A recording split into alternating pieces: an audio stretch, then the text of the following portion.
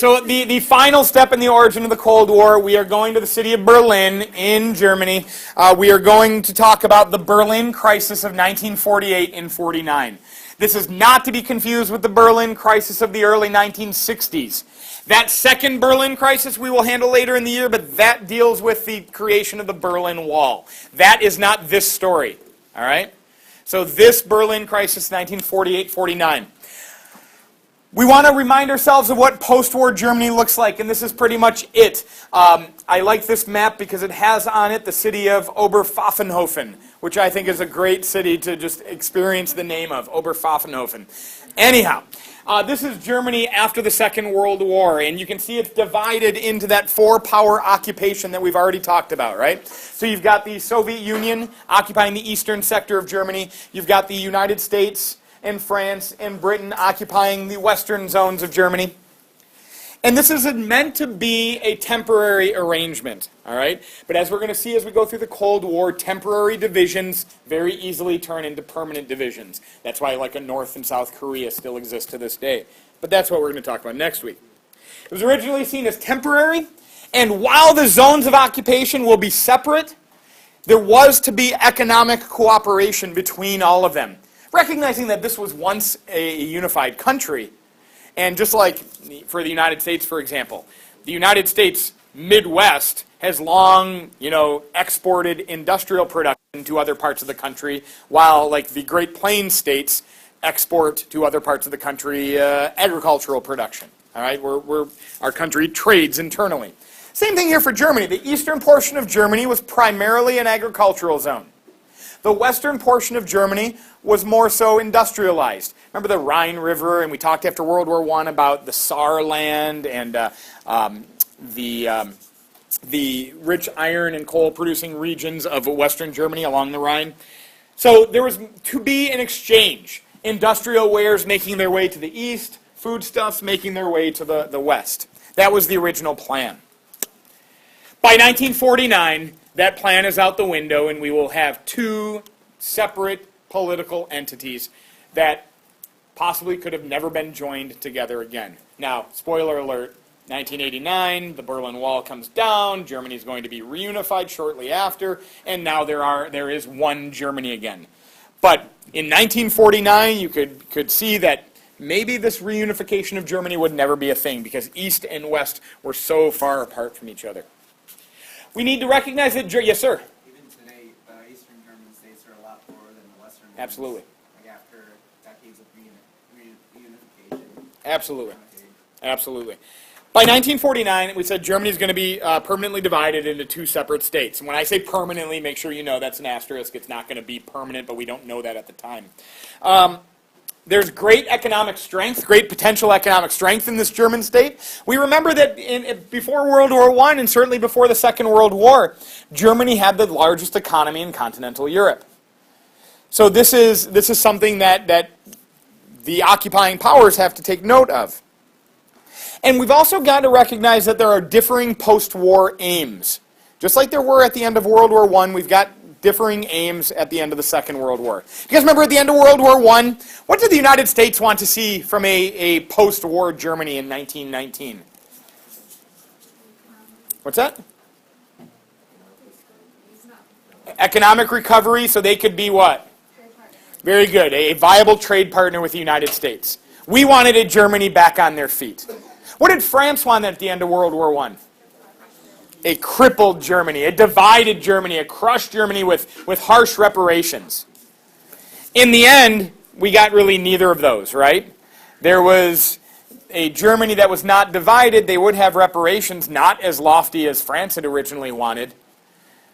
And this leads to eventually a very bitter and frustrated Germany and maybe a Second World War. At the end of the Second World War, we have differing aims as well. The United States still wants to see Germany as a viable trade partner. Because where do we see security in a post-war world coming from?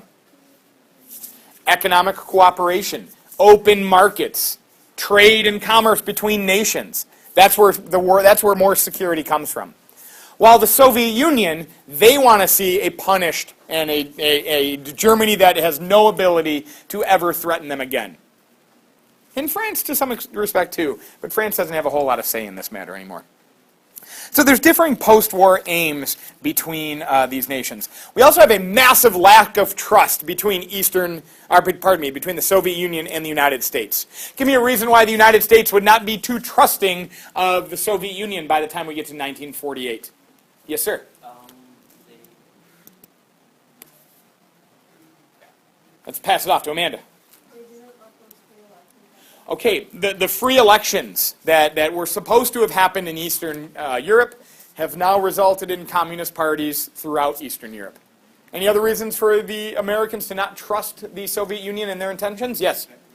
Okay, the Czechoslovakian coup, what was phrased by Truman's administration as the Czechoslovakian coup. One last holdout of a democratic multi-party state is now again a communist entity. Any reasons that the Soviet Union wouldn't trust the Americans? Yeah. Okay, going back to the war. The concern and the thoughts that the United States and Britain were purposely delaying an opening of a true Western front. Yeah.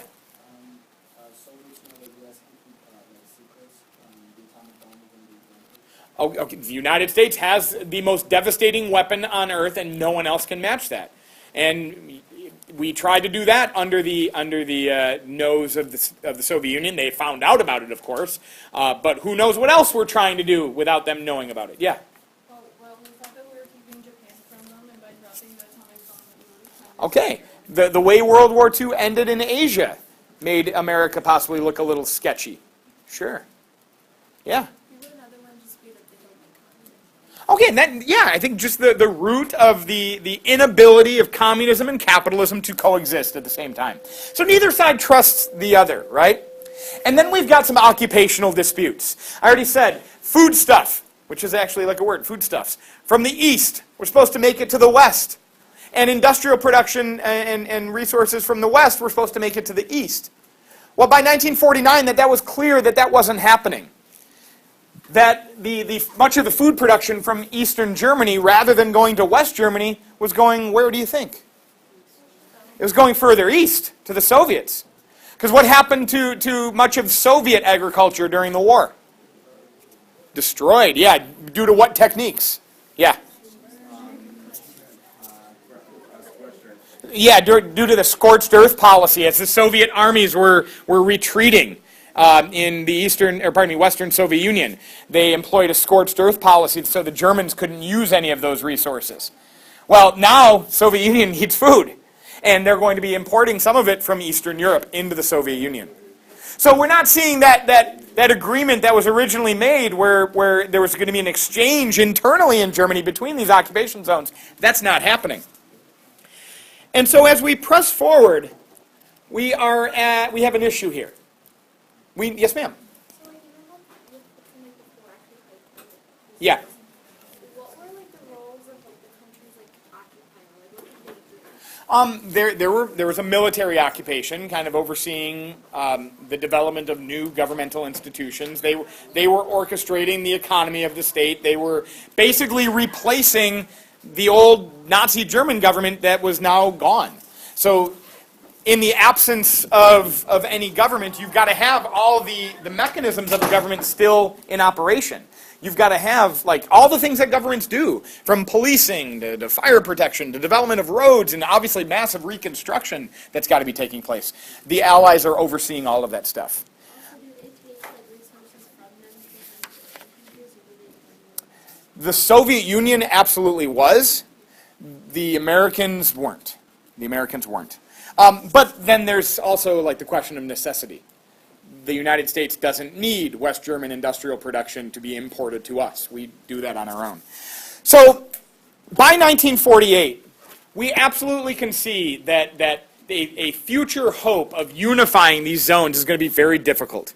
Because in our minds, what the Soviet Union wants to do, and this is backed up by a guy like George Kennan, who talks about the Soviet Union wanting to spread their ideology.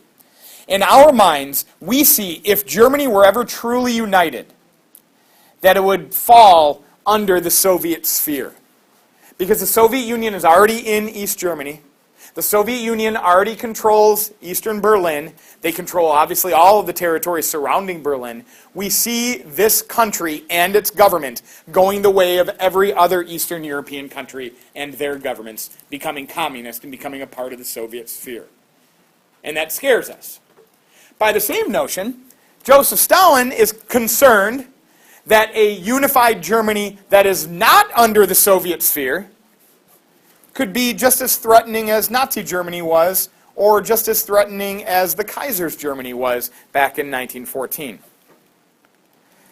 So by 1948, we can clearly see that there's never going to be an agreement as to how to unify this nation. And so Britain and America and France will, on their own, without the Soviet Union included, Britain and the United States and France will, on their own, unify their 3 occupation zones. Because America's ready to go home and stop having as big of an expense in keeping all this together. So they're going to agree to join their zones of occupation. They're also going to establish a new currency for these eastern zones of occupation that will now be unified. Well, gosh, if you're going to unify 3 separate occupation zones and you're going to create a currency for those 3 occupation zones, what does it look like what is happening to Eastern or to Western Germany? Yeah, it looks like they're turning it into a country, right? Like creating a currency for this half of Germany kind of makes it seem like this is going to be a country and we're writing off this. Well, what American policy up to this point says, we're willing to write off this, but we want to hold on to at least this. What's our policy begun by George Kennan's long telegram? Containment. You can't stop communism where it is, all right? But you can absolutely stop it from spreading further. And so this maybe is one of our earliest steps in a containment policy. Yes? Why is there such a need for reunification? I don't know that there is a need for it, but there was originally, right after World War II, at least a hope that the occupation would be temporary. And the 4 powers could eventually leave Germany to itself, and it would be a free and independent country. In our mind, that's what we wanted. Whereas the Soviets didn't ever want to see a truly free and independent Germany, because free and independent Germany's, what do they do to the Soviet Union? They invade them. So they're very nervous about that. Kevin, did you want to add something? No, not All right. So Joseph Stalin's response to this consolidation of the Western zones. Finkenwerder. Frühsbüttel. Yeah, you got to love Germany and their cities. Oberpfaffenhofen. Anyhow. You've the consolidation of these Western zones and the creation of a common currency between them. Obviously, to Joseph Stalin, looks like the Allies and the Americans are willing to never have a united Germany, right? And he's upset about this. So his response is going to be, in June of 1948, the launching of what's called the Berlin Blockade. We have a political cartoon at the time of the Russian bear kind of holding in the city of Berlin. The Berlin Blockade. Now, as we already mentioned, the city of Berlin is completely within the Soviet zone of occupation. And the city of Berlin had the same 4-power occupation as the rest of Germany had as a whole. The Berlin Blockade is Joseph Stalin using his military to shut down rail lines so they can't enter into West Berlin, to shut down the highways so they can't enter into West Berlin, not allowing anything into that city.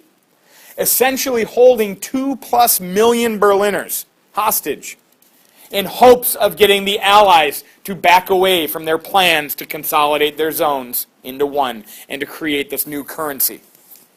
Holding those people hostage. Right? And this is a game of poker between the United States and the Soviet Union, and it is risky.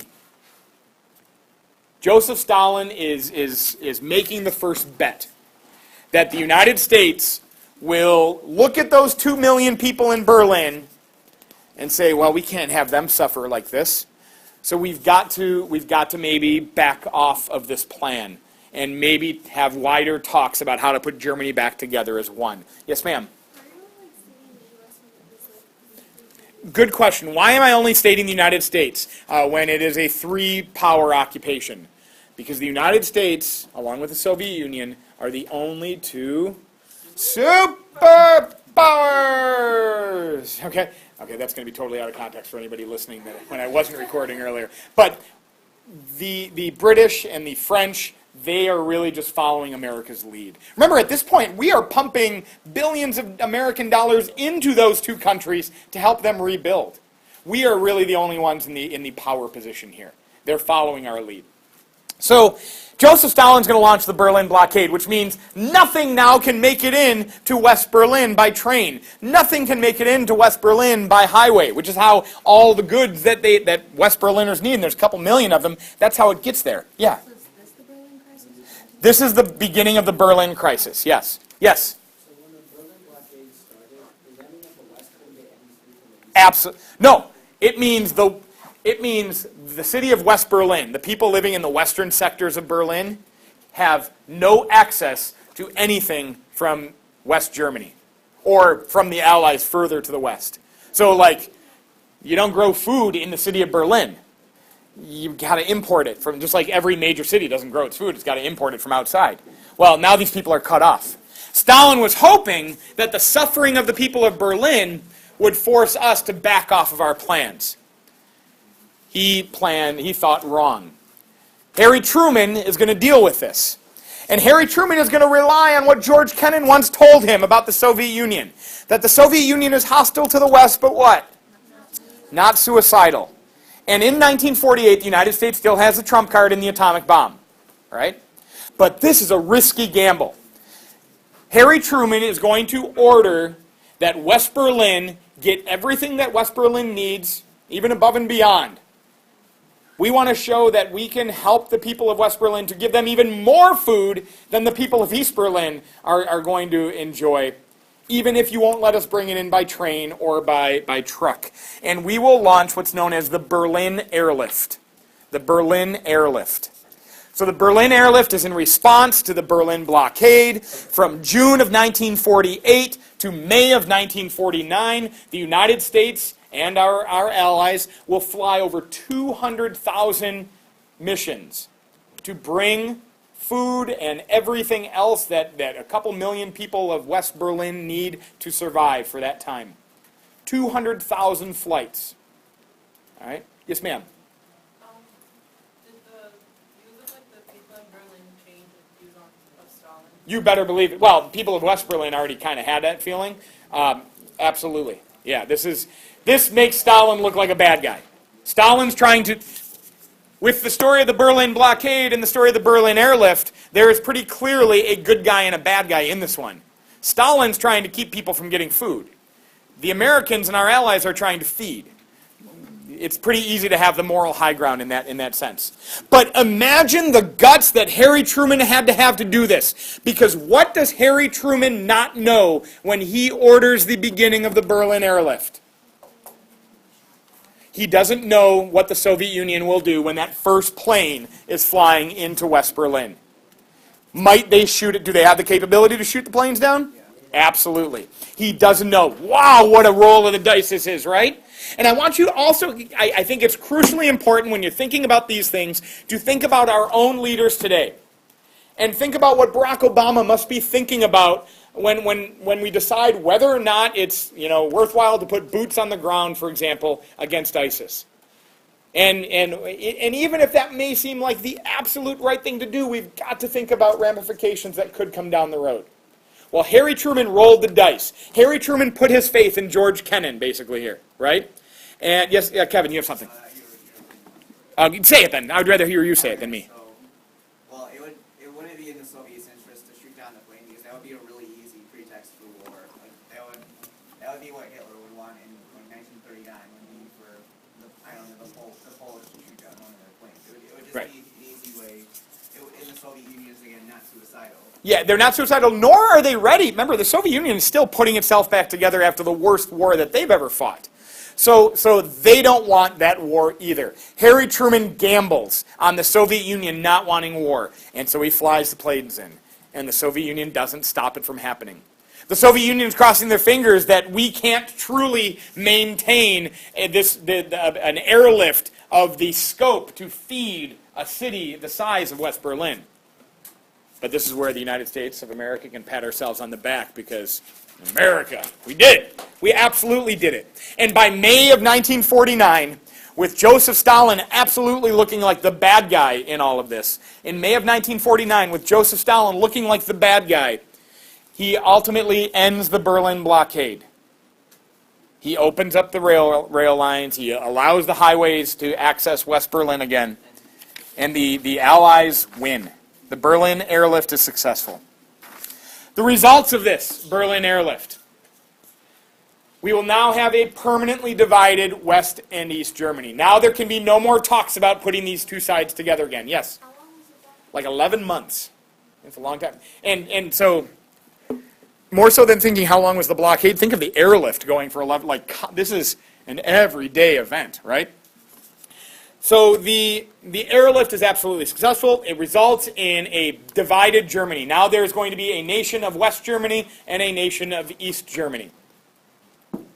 We will still have the four-power control of Berlin. So this is going to be, you can imagine, like, spoiler alert, there's probably going to be future issues with the fact that now West Berlin, which is still occupied by the Allies of World War II, is now going to be completely surrounded by a Soviet satellite state of East Germany. You can see that there's going to be problems with that. The United States will also move with its allies to create what is called NATO, the North Atlantic Treaty Organization. NATO. It still exists to this day. NATO is a military defensive alliance. If any NATO nation is attacked, whether it's America or Britain or France or Denmark or the Netherlands or Canada, and there's a few others in there as well, any of them that are attacked means all of them will join together.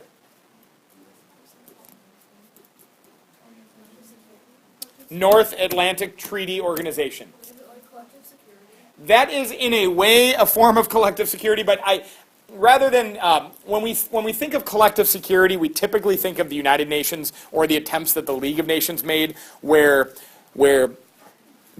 as problems might develop, there's a forum for discussion to try to work them out before we go to war. NATO is a defensive alliance. If anybody attacks a NATO nation, we're not talking anymore about talking it out. All of them will now join in military action. This will give the United States a permanent military presence in Western Europe.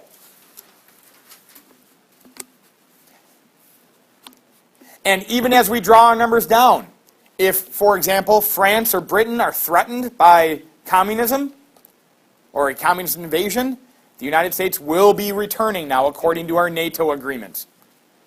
Do you see how different the United States is after World War II from how we were after World War I? Absolutely.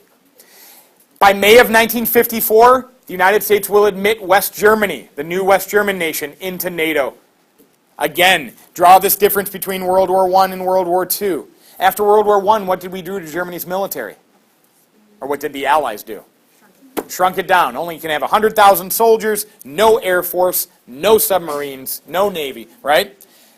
By the end of within 10 years of the end of World War II, the United States is essentially giving West Germany the military power of all North Atlantic nations. Wow. Russia will respond to this with the creation of their own defensive alliance called the Warsaw Pact. Warsaw's capital, Poland, the Warsaw Pact. It's their version of NATO. So if any Soviet satellite state is threatened or attacked, all of them will join together. That's the Warsaw Pact. So now we have a Cold War. These were our steps leading up to the Cold War. Now we have a Cold War. Going forward, all the way up until the 1990s, future conflicts, wherever they are around the world, will be looked at by the Americans and by the Soviets through the lens of the Cold War. It's going to be, in our minds, a part of the struggle between capitalism and communism. We will continue to use this containment policy in other parts of the world, starting with Korea, later getting us involved in Vietnam, and we'll also talk about some other places before the end of our study here. And then we have another issue, that United Nations that was born at the end of World War II. The United Nations, with both the United States and the Soviet Union as permanent members of the Security Council, each of them enjoying what special perk of permanent membership? They each have veto power. So any time that the United Nations might want to act against some nation doing something aggressive, the Soviet Union can stop it, or vice versa, the Americans can stop it. So you can probably imagine that the United Nations is not going to be all that effective throughout much of its history because of that Cold War division. Questions, comments, concerns?